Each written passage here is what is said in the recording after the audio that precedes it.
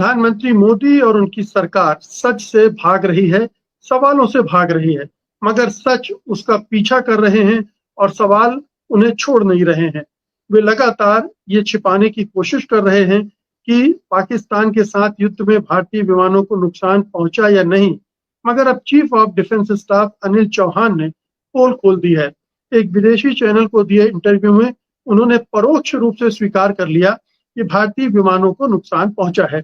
हालांकि उन्होंने ये नहीं बताया कि भारत के कितने विमान गिरे और ये विमान कौन से थे, क्या इनमें राफेल भी शामिल है। जाहिर है कि रैलियों और रोड शो की बमबारी कर रहे मोदी के लिए ये रहस्योद्घाटन भारी पड़ने वाला है, क्योंकि उनकी विश्वसनीयता पर इसका असर पड़ेगा। और अभी तो बाकी सच भी सामने आएंगे। युद्ध विराम का सच, कूटनीतिक विफलता का सच, खुफिया जानकारी में नाकामी का सच। ये सच मोदी के राजनीतिक अभियान पर किस तरह से असर डालेंगे? क्या जिस झूठ के बल पर वे चुनाव जीतना चाहते हैं वो काम करेगा? फौजी जो होता है ना, बाय हिज वेरी कंस्ट्रक्शन ईमानदार होता है। वो झूठ जरूरत से ज्यादा बोल नहीं सकता।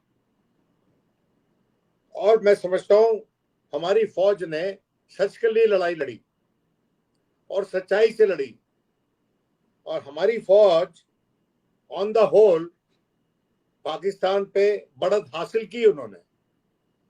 जो हमारी फौज के अटैक्स हुए, एयर अटैक्स हुए उनके एयर बेसिस पे, उसमें अपार नुकसान हुआ है पाकिस्तान को। लेकिन अगर हमारी पॉलिटिकल लीडरशिप उनसे कुछ बातें छुपवा रही है, कुछ बातें नहीं बता रही है, तो ये बदकिस्मती है इस देश की। अब अनिल चौहान साहब ने कहा कि हम पहले दिन जब 7 को हमने अटैक किया उसमें कुछ हमारा नुकसान हुआ, कॉम्बैट में नुकसान होता ही है, और उसके बाद हमने अपनी रणनीति बदली और उसके बाद हमें सफलता हासिल हुई। उनका कहना यह कि क्या, ये सवाल ये नहीं है कि क्या हमने अपने कोई जहाज खोए, सवाल यह है कि हमने वो जहाज क्यों खोए, और हम तुरंत जुट गए उसका पता लगाने में।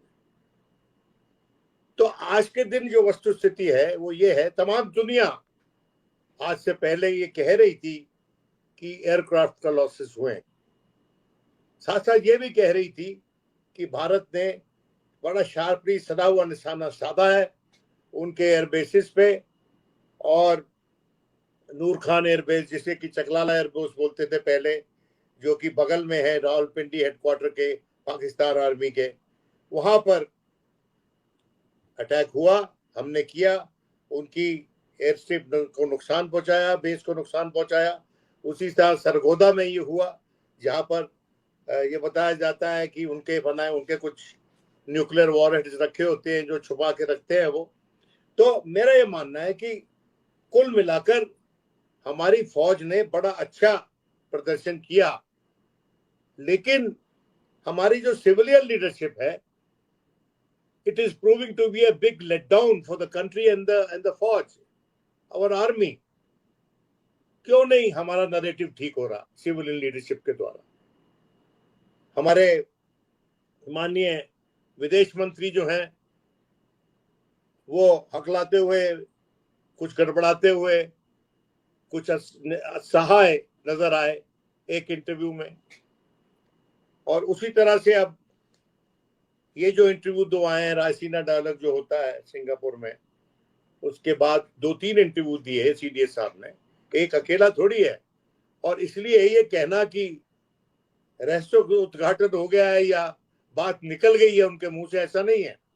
मैं समझता हूं उनके शब्द सधे हुए थे, जरूरत से ज्यादा नहीं बताया उन्होंने, लेकिन जो बेसिक सच है वो उन्होंने बोला, और अपने लिहाज से बोला, और फौज की डिसिप्लिन के भीतर रहते हुए बोला, अपनी रिस्पॉन्सिबिलिटी दिखाते हुए बोला। एज अ सेनापति, हमारी फौज के सेनापति की रिस्पॉन्सिबिलिटी दिखाते हुए उन्होंने बोला। कुछ हमारे नेतागण, प्रथम पंक्ति वाले नेतागण, फॉर्मल सेटिंग में सवाल जवाब से कतराते हैं।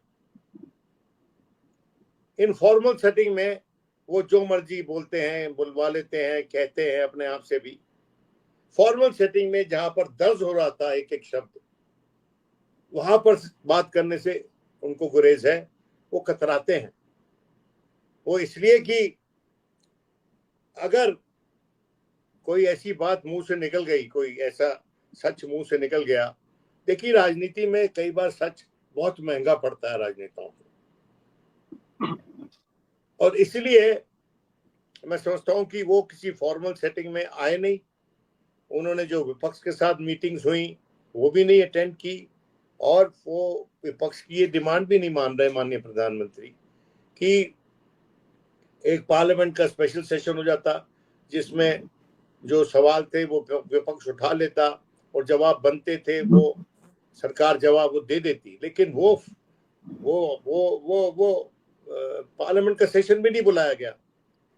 और वो तो छोड़िए, कोई ऐसी भी प्रावधान नहीं किया गया कि जहां पर इन कॉन्फिडेंस सरकार के लोग बात कर लें विपक्ष से और उनको जो सब चीजें हैं वो ठीक ठाक बता दें ताकि वो आश्वासित हो जाए। ऐसा नहीं हुआ। तो इसलिए मामला थोड़ा नैरेटिव गड़बड़ाया हुआ है। भारतीय जनता पार्टी का नैरेटिव काफी गड़बड़ा गया है। और चूंकि आज के दिन भारतीय जनता पार्टी हमारे देश पे राज कर रही है, तो विपक्ष के लिए कोई खुशी का माहौल नहीं होना चाहिए। अगर आज के दिन सत्तारूढ़ दल का नैरेटिव गड़बड़ाता है तो भारत का नैरेटिव गड़बड़ा रहा है। हमको इस बात का ध्यान रखना चाहिए और इसलिए इस पे तनकीद होनी चाहिए, इसका क्रिटिसिज्म होना चाहिए, पर वो एक परिधि में रह के हमको करना पड़ेगा।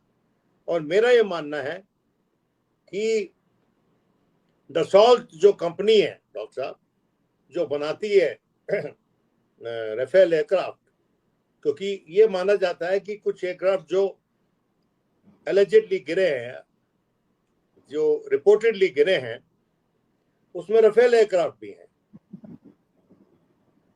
बिल्कुल। और उसमें दूसरे एयरक्राफ्ट भी हैं, सुखोई भी है, उसमें और एयरक्राफ्ट भी हैं।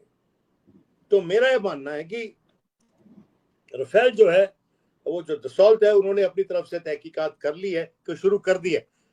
क्योंकि पिछले 2 दशक से जो राफेल हवाई जहाज उड़ाया जा रहा है, और पिछले 2 दशक में इन कॉम्बैट एक्शन ये पहला लॉस है राफेल एयरक्राफ्ट, जो अगर हिंदुस्तान में हुआ तो ये पहला लॉस है।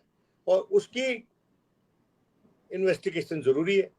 और वहीं से जवाब में उसी सवाल का जवाब जो सीडीए साहब ने उठाया, कि सवाल ये नहीं कि गिरे हैं कि नहीं, सवाल ये है कि अगर गिरे हैं तो क्यों गिरे।